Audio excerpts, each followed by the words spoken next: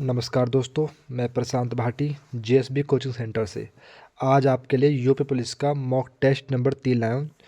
आज आपके लिए एक्सपेक्टेड पेपर लाया हूँ। तो प्रश्न यहीं से बनेंगे। आपको वीडियो को शेयर करना और चैनल को सब्सक्राइब करना और वीडियो को लाइक करना है और आपको बताना है कि कमेंट बॉक्स में आपसे कितने प्रश्न बनते हैं। तो प्रश्न नंबर 1 देखिए, यहाँ पर आपसे बोला निम्नलिखित में से कौन सी संख्या किसी प्राकृतिक संख्या का वर्ग नहीं हो सकती। तो ऑप्शन दिए हैं आपको 75,625, 30,976, 29,561, 1,43,642। तो करिए पहले 10 सेकंड आपके लिए, फिर मैं करता हूँ। यहाँ पर आपसे पूछा है कौन सी संख्या प्राकृतिक संख्या का वर्ग नहीं हो सकती। तो इसकी शॉर्ट ट्रिक लिख लो। कभी भी आपसे पूछे कि प्राकृतिक संख्या का वर्ग नहीं हो सकती, जिस संख्या का अंतिम अंक 2, 3, 7 और 8 आ जाए वह संख्या अंतिम वर्ग नहीं हो सकती। जिस संख्या का अंतिम अंक 2, 3, 7, 8 आ जाए तो वह प्राकृतिक संख्या का वर्ग नहीं हो सकती। अब पहले ऑप्शन में आते हैं। यहाँ पर पहले ऑप्शन दिया 5, तो ये वर्ग बन जाएगी। दूसरा वाला दिया 6, ये वाली वर्ग बन जाएगी। तीसरे वाले में दिया 1, ये वाली वर्ग बन जाएगी।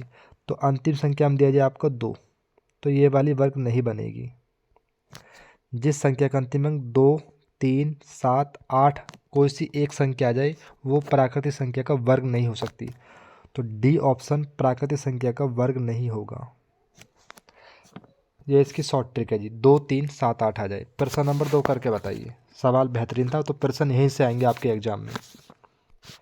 प्रश्न नंबर 2 देखिए। आपसे बोला कि एक त्रिभुज की भुजाओं का अनुपात दिया है 1:2, 1:3, 1:4 और उसका परिमाप दिया जाए आपको 104 सेंटीमीटर है। तो सबसे लंबी भुजा की लंबाई कितनी है। ऑप्शन दिए जाए आपको 52 सेंटीमीटर, 48 सेंटीमीटर, 44 सेंटीमीटर, 40 सेंटीमीटर। तो ऐसे ही प्रश्न आपके एग्जाम में देखने को मिलेंगे। तो 3 भुजा दिए जाए आपको, फर्स्ट,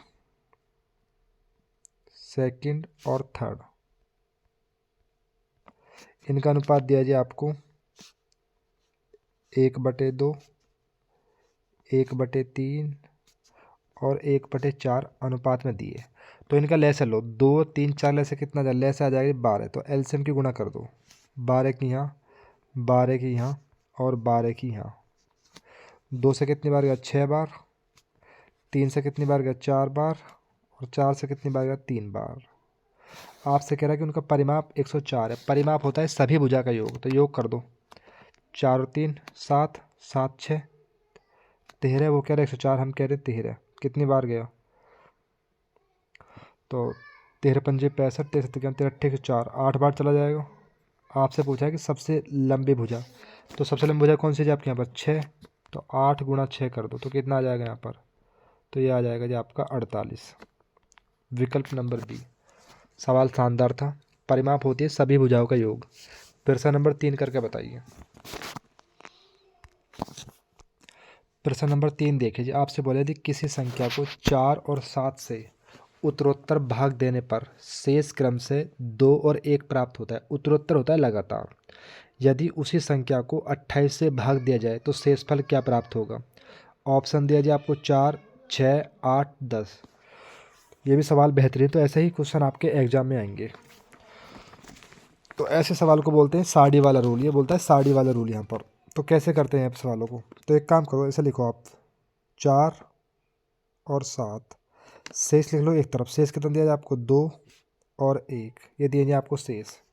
तो ऐसे तो करेंगे योग और ऐसे करेंगे गुणा, क्रॉस करेंगे गुणा और ऐसे करेंगे योग। इसको बोलते हैं साड़ी वाला रूल। तो करो 7 और 1 8 और ऐसे गुणा करो, 8 चौक 32। फिर ऐसे योग करो, 32 और 2 34। तो ऐसे आती है संख्या हमेशा। तो संख्या आ गई 34। ठीक है जी। अब आपसे कह रहा है कि यदि उस संख्या को 28 से भाग दें, तो 28 से भाग दो। 28 कम 28, तो शेषफल कितना बचा जी, तो शेष बचा जी आपका 6। विकल्प नंबर बी। सवाल शानदार था। ऐसे करेंगे प्लस और ऐसे करेंगे गुणा, ऐसे करेंगे प्लस और ऐसे करेंगे गुणा। प्रश्न नंबर 4 देखिए। प्रश्न नंबर 4 देखिए। आपसे बोला कि एक ठोस अर्धगोले का आयतन 19,404 सेंटीमीटर है, तो उसका कुल पृष्ठ क्षेत्रफल कितना होगा। 4158 सेंटीमीटर, 2858, 1738, 2038। तो सवाल करिए, सवाल बेहतरीन। तो ऐसे ही प्रश्न आपके एग्जाम में आएंगे। तो आपके लिए मैंने अलग प्ले लिस्ट में क्षेत्रफल और आयतन के सूत्र की वीडियो बनाई, तो आप जाकर देख सकते हैं और उन्हें याद कर सकते हैं। तो आपसे कहला है गोले का आयतन, अर्धगोला। तो अर्धगोले का आयतन होता है जी आपका 2/3 पाई r³ बराबर आयतन दिया है जी आपको 19,404। ठीक है जी। तो 2/3 पाई का मान होता है 22/7 r³ बराबर 19,404। तो 11 से काट लो, 11 दूनी 22, 11 से काट लो, 11 से काट लो इसको, 11 कम 11, 8 बचे, 84 हो गए, 11 सत्ते 77, ये बचे आपके 3 और 4 7, 7 बचे 70 हो गए, 11 छः को 66, 4 बचे, 11 चौक 44, 2 दूनी 4, 4 से काटो, 4 चौक 16, 1 बचा, 4 चौक 16 और 1, ये होगा 441। तो ये हो जाएगा जी आपकी r³ 441 गुणा 7 या 21। 441 होता है जी आपका 21 गुणा 21 और 1 ये 21। तो r बराबर आ जाएगा जी आपका 21, क्योंकि r³ है जी, तो 3 बार लिखा जाए तो r21 आ जाएगा। अब आपसे पूछा है कुल पृष्ठ क्षेत्रफल। यहाँ से आगे मैं मिटा रहा हूँ, यहाँ से आगे चलता हूँ मैं, यहाँ से आगे मैं मिटा रहा हूँ।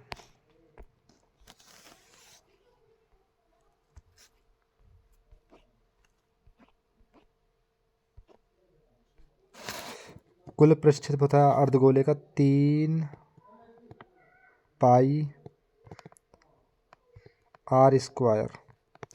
तो 3 पाई का मान 22/7, r की वैल्यू आ जाएगी 21 गुणा 21, 7 से काटो 3 बार, 22 थी 66 और 21 थी 63, 3 छिंग 18, 3 छिंग 18 और 1 19, 6 छिंग 36, हाथ से लगे 3, 6 छिंग 36 और 3 39, 8 9 और 6 15, 9 और 1 10 और 1 11, 3 और 1 4, 4158 इसका आंसर आ जाएगा। विकल्प नंबर 1, 8 9 6 15, 9 10 11, 3 और 4, 4158। प्रश्न नंबर 5 देखिए। प्रश्न नंबर 5 देखिए जी, आपसे बोला कि 1323 को किस छोटी से छोटी संख्या से गुणा किया जाए कि यह एक पूर्ण घन बन जाए। ऑप्शन दीजिए आपको 2 3 5 और 7। कभी इस टाइप का सवाल दे तो कैसे करेंगे यहाँ पर। तो एक काम करते हैं, 1323 देता, आप लिखो 1323,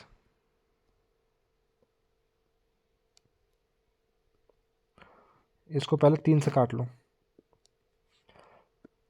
3 चौक 12, 1 बचा, 3 चौक 12, 3 एकम 3, फिर 3 से काटो, 3 एकम 3 14 हो गए, 3 चौक 12, 3 सत्ते 21, फिर 3 से काटो, 3 चौक 12, 3 नाम 27, 7 से काट लो, 7 सत्ते 49, 7 से काट लो, 7 एकम 7। तो कभी भी आपसे बोले कि पूर्ण घन बन जाए तो घन में हमेशा बनता है 3 का जोड़ा। तो यहाँ पर तो बन गया आपका 3 का जोड़ा। अब यहाँ पर 7 है, 7 में आपको 2 का जोड़ा बना तो 1 जोड़ा कम है, तो किसकी गुणा करनी पड़ेगी यहाँ पर। भाई घन बनाने के लिए 3 का जोड़ा बनता है, तो 1 7 कम है तो 1 7 की गुणा करनी पड़ेगी यहाँ पर। तो विकल्प नंबर डी हो जाएगा यहाँ पर। प्रश्न नंबर 6 देखिए, ऐसे सवाल आपके एग्जाम में देखने को मिलेंगे। प्रश्न नंबर 6 देखिए, आपसे बोला कि यदि एक रेलगाड़ी 40 किलोमीटर प्रति घंटा की चाल से चलती है तो वह अपने गंतव्य स्थान पर 11 मिनट विलंब से पहुँचे। विलंब होता है देरी। किंतु यदि वह 50 किलोमीटर प्रति घंटा की चाल से चले तो केवल 5 मिनट विलंब से पहुँचती है। तो अपनी यात्रा पूरी करने के लिए रेलगाड़ी का सही समय ज्ञात कीजिए। ऑप्शन दिए आपको 19 मिनट, 20 मिनट, 21 मिनट, 18 मिनट।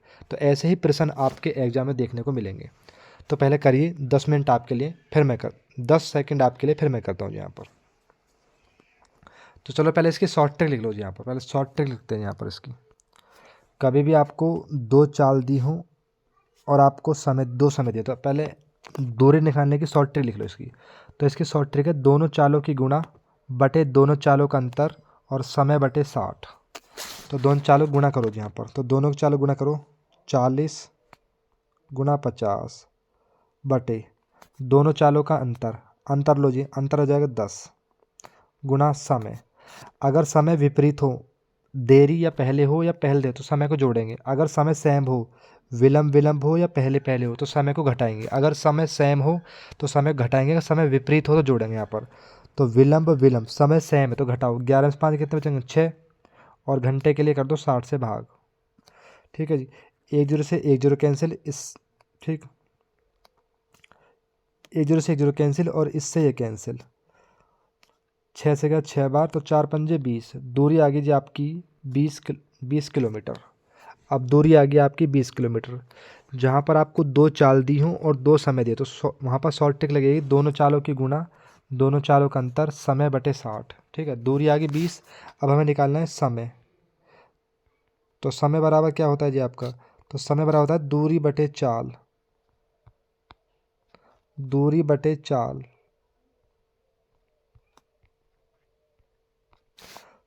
दूरी कितनी है आपकी 20 और चाल कितनी है आपकी 40। तो समय कितना आ गया 20 से कम 20, 20 दूनी 40, समय आ गया 1/2। 1/2 होता है जी आपका आधा घंटा। तो आधे घंटे में कितनी मिनट होती है जी आपकी, तो आधे घंटे में होती है जी आपकी 30 मिनट।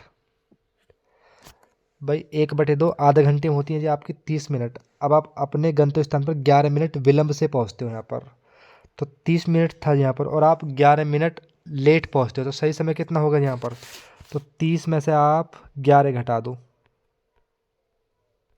तो कितना बच जाएगा जी आपका, तो सही समय हो जाएगा जी आपका 19।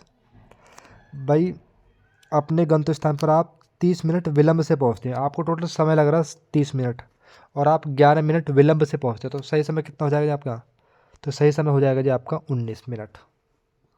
सवाल शानदार था। प्रश्न नंबर 7 बताइए।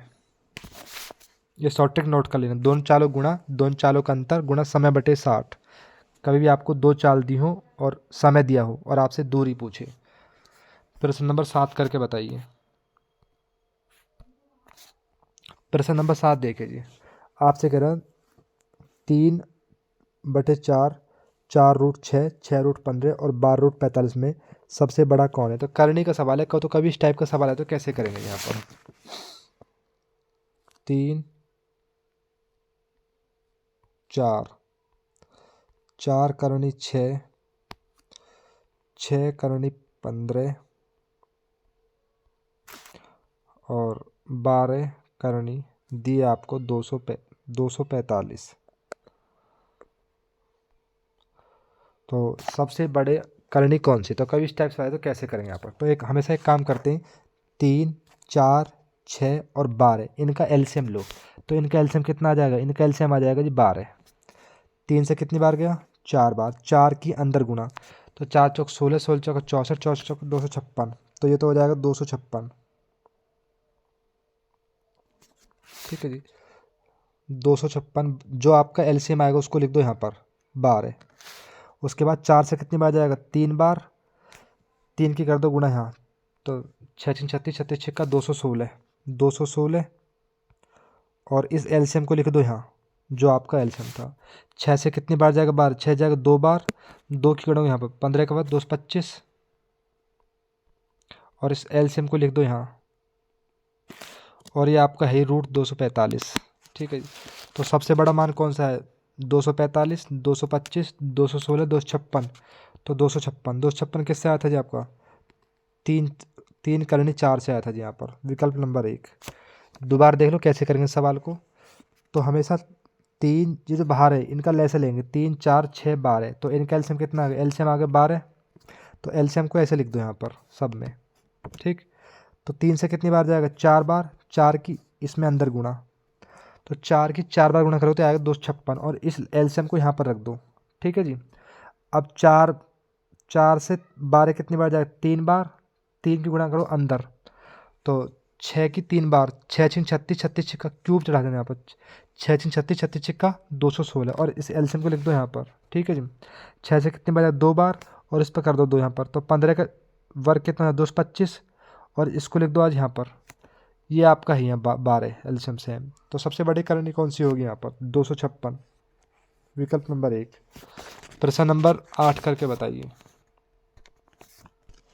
प्रश्न नंबर 8 देखिए जी, आपसे करें कि कर्नाटक एक्सप्रेस 5 PM पर बंगलोर से छूटती है और 9 PM पर धर्मावरम पहुंचती है, जबकि कुर्ला एक्सप्रेस 7 PM पर धर्मावरम से छूटती है और 10:30 पर बंगलोर पहुंचती है। तो किस समय पर दोनों रेलगाड़ियाँ एक दूसरे को पार करेंगी, 8:26 PM, 8 PM, 7:36 PM और 7:56 PM। तो सवाल बेहतरीन, तो कैसे करेंगे इस सवाल को, यहाँ पर देखिए जी आप। तो 2 स्टेशन है जहाँ आपके, एक तो कर्नाटक और एक बेंगलोर। ठीक है जी, तो पहली ट्रेन यहाँ से चलती है 5 PM पर और 9 PM पर पहुँचती है, जबकि दूसरी ट्रेन चलती है 7 बजे और ये पहुँचती है आपकी 10:30 पर। ठीक है जी, तो ये कैसे करेंगे इस सवाल को यहाँ पर। तो पहली ट्रेन 5 बजे चलती है, 9 बजे पहुँचती है, तो पहली ट्रेन को हो गए 4 घंटे। दूसरी ट्रेन चलती है 7 बजे और 10:30 बजे पहुँचती है, दूसरी ट्रेन को हो गया आपके 3.5 घंटे। तो 3.5 को लिख सकता हूँ मैं 7/2 भाई, 3.5 को लिख सकता हूँ मैं 7/2 भाई, दूसरी ट्रेन को हो गया आपके 3.5 घंटे। उसके बाद एक काम करेंगे, 4 और 7 का एलसीएम लो, तो एलसीएम कितना गया यहाँ पर, 28। 4 से कितनी बार गया, 7 बार, और 7 से कितनी बार, 4 बार, 4 की होना, 4 दूनी 8। ये थे जी आपके घंटे, ये आपका टाइम था। जो एलसीएम होगा वो हो जाएगी आपकी दूरी, डिस्टेंस, और ये आ जाएगी आपकी चाल प्रति घंटा में। तो पहली ट्रेन की चाल हो जाएगी 7 किलोमीटर प्रति घंटा, दूसरी ट्रेन चाल हो जाएगी 8 किलोमीटर प्रति घंटा। टोटल दूरी थी 28, तो एलसीएम होता है डिस्टेंस। तो एक काम करते हैं, टाइम बराबर करते हैं भाई। पहली ट्रेन चलती है 7 बजे, पहली ट्रेन चलती है 5 बजे और दूसरी ट्रेन चलती है 7 बजे, तो इनका टाइम बराबर करते हैं यहाँ पर।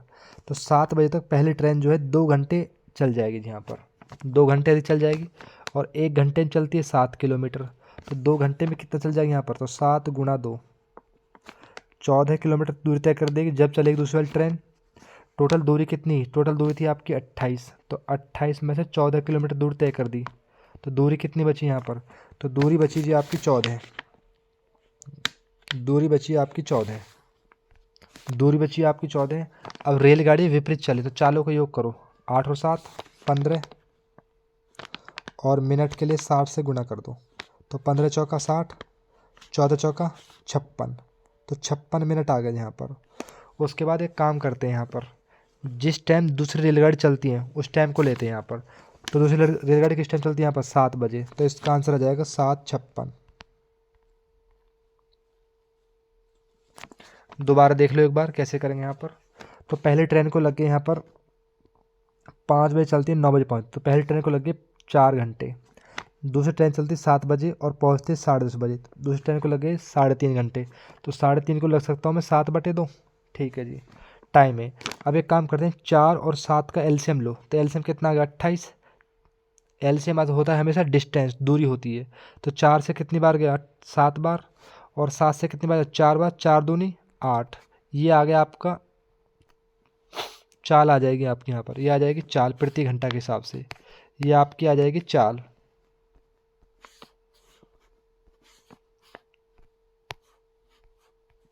ठीक है जी, यहाँ की चाल आ गई प्रति घंटा के हिसाब से। तो पहली रेलगाड़ी चाल है 7 किलोमीटर प्रति घंटा, दूसरी रेलगाड़ी चाल है 8 किलोमीटर प्रति घंटा। अब एक काम करते हैं, टाइम बराबर करते हैं। तो पहली रेलगाड़ी चलती है आपकी 5 बजे, दूसरी रेलगाड़ी चलती है 7 बजे, तो 2 घंटे तक पहली रेलगाड़ी, 1 घंटे चलती है 7 किलोमीटर, तो 2 घंटे में कितना चल जाएगी यहाँ पर, चल जाएगी 14 किलोमीटर।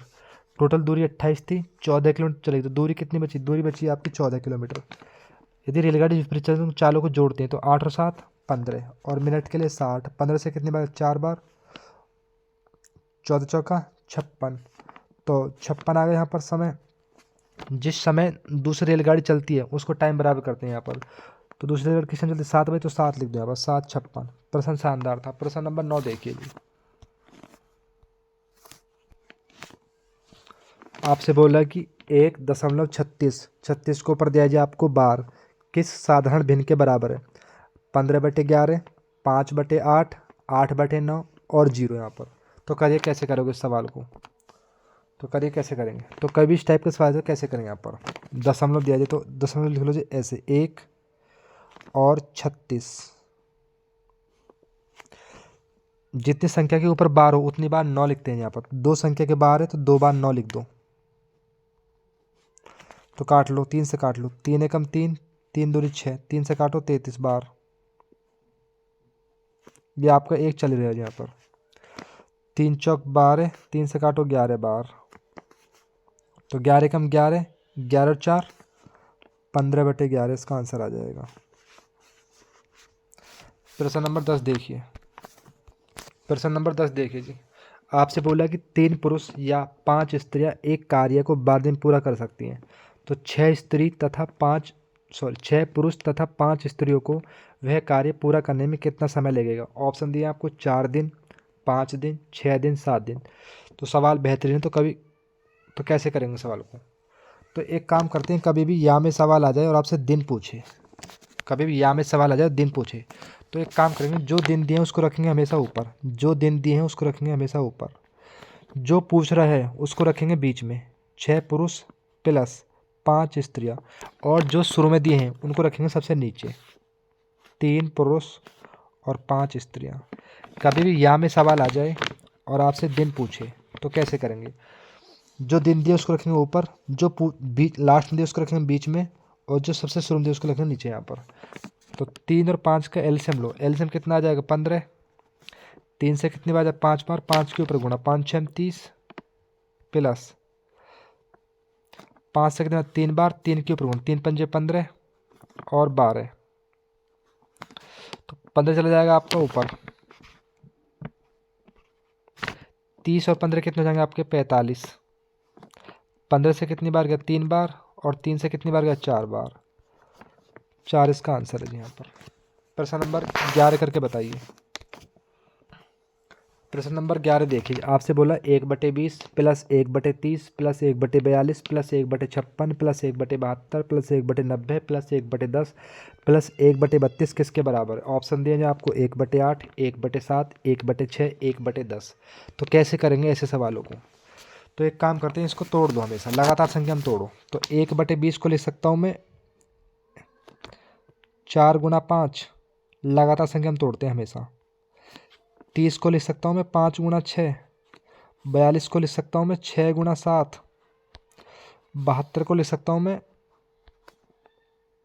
8 × 9, और 90 को लिख सकता हूँ 9 × 10, और 110 को लिख सकता हूँ मैं 10 × 11, और 132 को लिख सकता हूँ मैं 11 × 12। ठीक है जी।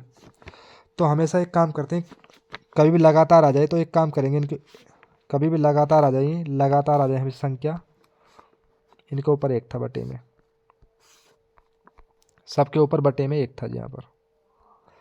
तो कभी भी ऐसे लगातार तोड़ेंगे हमेशा, तो हमेशा प्रथम संख्या लेंगे और लास्ट की संख्या लेंगे। तो लो 1/4 और 1/12। हमेशा ऐसे सवालों में प्रथम संख्या लेंगे और अंतिम संख्या लेंगे।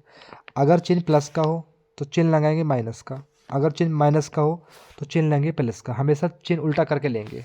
तो 4 और 12 के एलसीएम लो, कितना आ जाएगा? 12। 4 से कितनी बार जाएगा? 3 बार, और 12 से कितनी बार जाएगा? 1 बार, 1 के ऊपर गुणा। तो कितना बचेगा आपका? 2/6, 2/12। तो 2 एकम 2, और 2 से कितनी बार? 6 बार। तो 1/6 इसका आंसर आ जाएगा। विकल्प नंबर सी। सवाल शानदार था ये। प्रश्न नंबर 12 देखिए। प्रश्न नंबर 12 देखिए जी। आपसे बोला कि 210 रुपये की राशि कर्ज पर ली गई, जिसकी अदायगी 2 बराबर किस्तों में की जानी है। यदि ब्याज की अदायगी वर्ष 10% चक्रवृद्धि दर पर दी जाए तो प्रत्येक किस्त कितनी के रुपये होगी? 127 रुपये, 121 रुपये, 210 रुपये, 225 रुपये। तो कभी भी चक्रवृद्धि ब्याज में किस्त पर सवाल है तो कैसे करेंगे यहाँ पर? तो एक काम करते हैं, जितनी दर हो उसको 100 में जोड़िए। तो दर 10% है तो 110/100, जीरो से जीरो कैंसिल, नीचे वाले हो जाएंगे आपके रुपए और ऊपर वाले हो जाएंगे आपकी किस्त।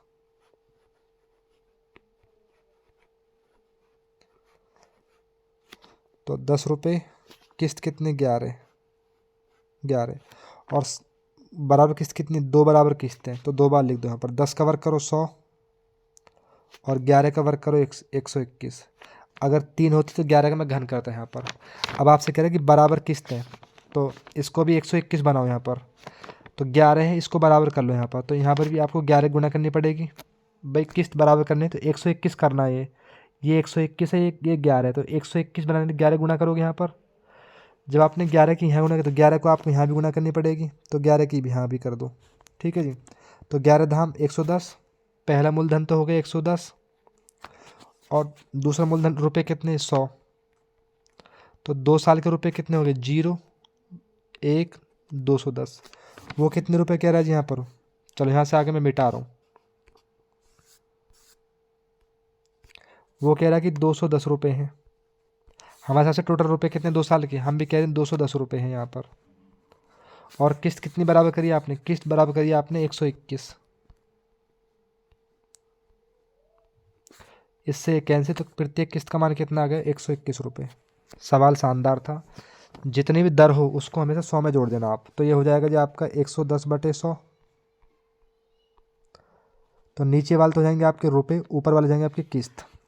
2 साल तो 10 का वर्ग करो 100, 11 का वर्ग 121। अब आपसे कह रहा है किस्त बराबर है, ये 121 है, ये 11 है, तो इसको बराबर करिए 121। तो 121 कैसे बनेगा, तो यहाँ भी 11 गुना कर दो, 11 11 में 121, तो 11 की आप यहाँ भी गुना करो। तो पहला मूलधन हो गया जी आपका 110 रुपये, दूसरा मूलधन हो गया आपका 100 रुपये, टोटल रुपये हो गए 210। वो कितने रुपये कह रहा है, वो कह रहा है 210, हम कह रहे हैं 210। और किस्त कितनी बराबर करी आपने, किस्त करी थी आपने बराबर 121, तो 121 क्रॉस में इससे क्या है, तो कितना यहाँ पर 121। तो कभी भी आपसे किस्त का सवाल अब गलत नहीं होना चाहिए। प्रश्न नंबर 13 देखिए। प्रश्न नंबर 13 देखिए, आपसे बोला कि 48/12 गुणा बड़ा कोष्टक 9/8 गुणा 4/3 भाग 3/4 का 2/3 बड़ा कोष्टक बंद का मान ज्ञात होगा। तो आपने सूत्र पढ़ा होगा जी बोर्ड मास।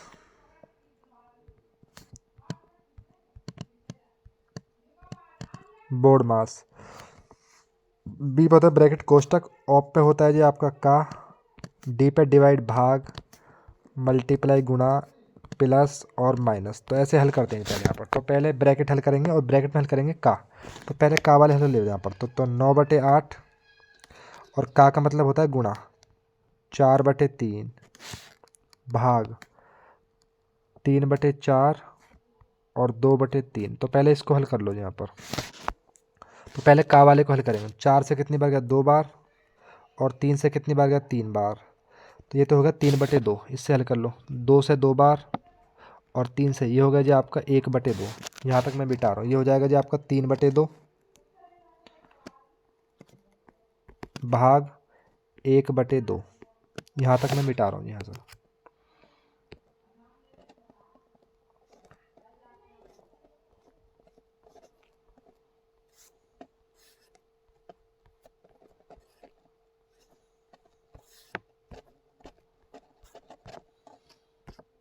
तो हल करने के बाद आएगा जी 3/2 भाग 1/2।